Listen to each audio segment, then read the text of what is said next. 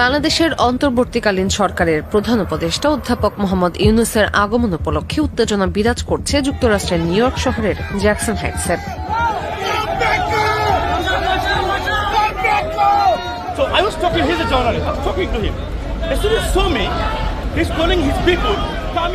স্থানীয় সময় ২১ সেপ্টেম্বর রবিবার সন্ধ্যার পর থেকেই সেখানে জড়ো হন আওয়ামী লীগ ও বাংলাদেশ জাতীয়তাবাদী দল বিএনপির সমর্থকেরা।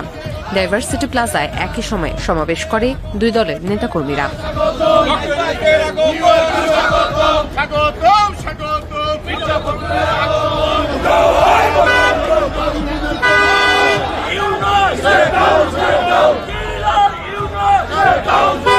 স্লোগান পাল্টা স্লোগানে উত্তাল হয়ে ওঠে এলাকা।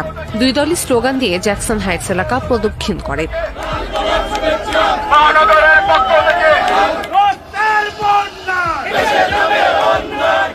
রাত 10:30টার দিকে ঘটনাস্থলে পৌঁছায় পুলিশ।